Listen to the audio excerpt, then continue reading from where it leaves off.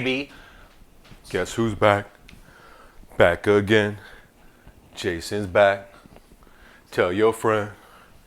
Guess who's back? Guess who's... All right, so we're back on page 404, chapter 26, 2.2, policyholder rights. All right, so cool thing about this little section right here, that top paragraph right there, skipped right over it because they didn't say anything important that we're going to need to know. Hit policyholder rights, that first bullet point. Policy owners shall have the right to competitive pricing practices. All you need to know there, highlight right to competitive pricing.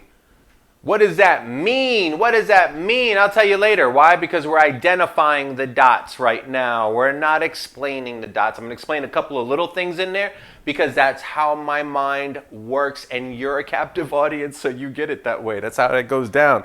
You don't like it? Call the DFS. They got a customer service department. Don't forget it. myfloridacfo.com. Jimmy Petronas. Ooh! Do something about Jason, please.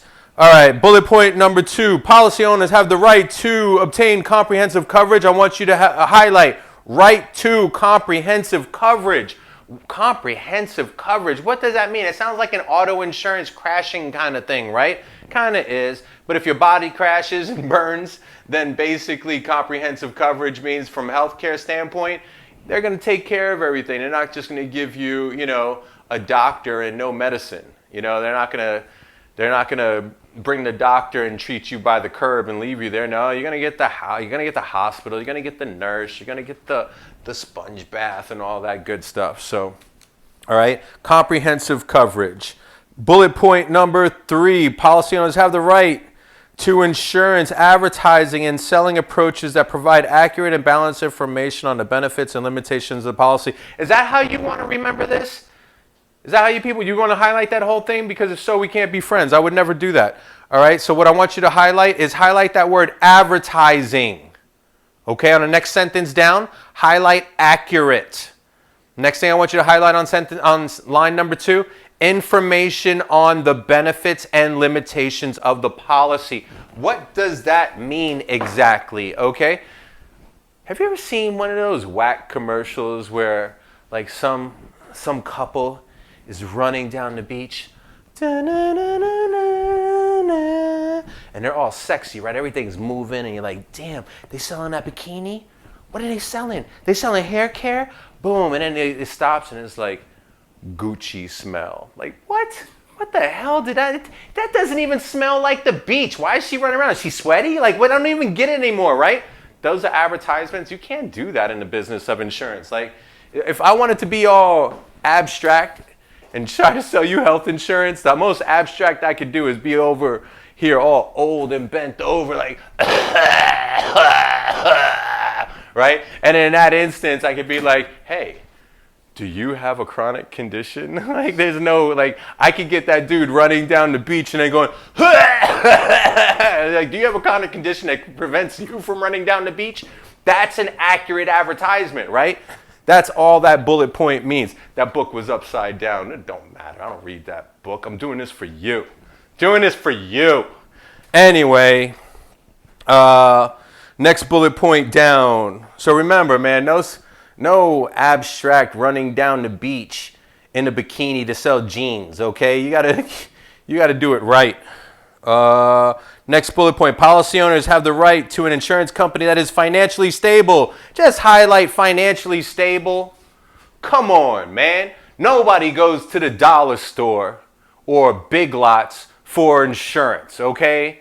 Yes, we want the big brands. We want somebody that's going to be there, all right? Can you imagine?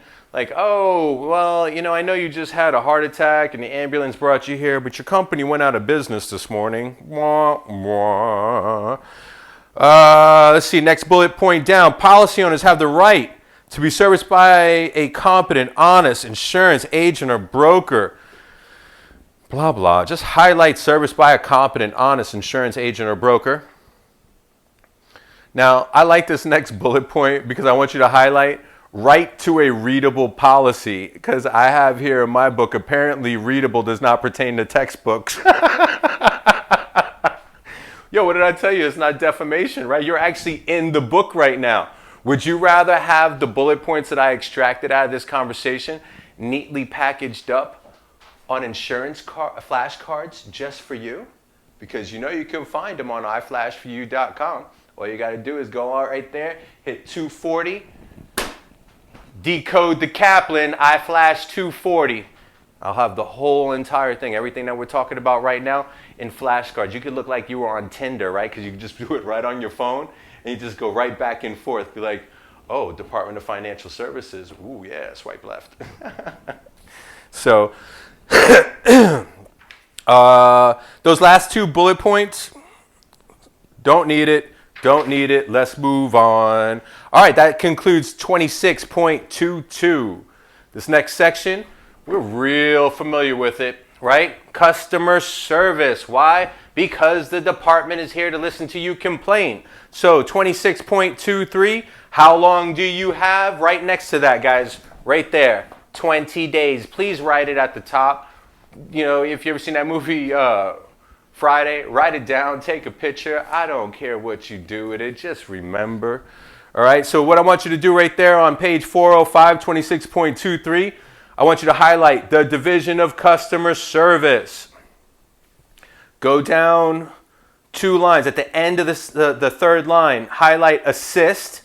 And then next line, Insurance Consumers with Insurance Questions and Inquiries. Just highlight that. That is it, guys. How much do you need to know about customer service, okay? Every time we go to return something or whatever, we always have to deal with a customer service. Do you think it's any different when it comes to an insurance company? No. It's customer service. What do you need to remember? If they ask you a question, you got 20 days to respond. Go ahead, get that wrong. I dare you. I dare you to get that wrong. All right? Yeah, you know, I'm like over here. It's like my kids be like, yo, I dare you to slam that door. You little mother. No, just kidding. All right. You don't slam that door. They're out. Choke. I'm just kidding. Don't.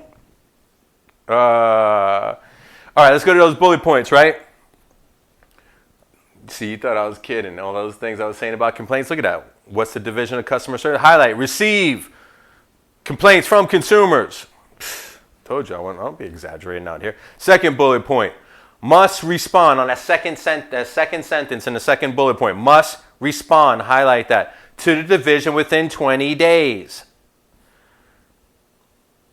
After, and then right there, request for information concerning a customer complaint. All right. Bullet point number 3.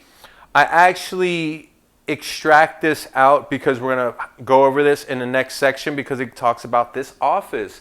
And I'm over here avoiding it. I'm not afraid of the office. It's just I'm afraid you won't get it yet. Why? Because we're talking about the CFO and his Department of Financial Services. Who do they regulate? Agents and agencies and consumers, so they handle everything that's that person to person, the close things, right? They don't handle anything pertaining to insurers.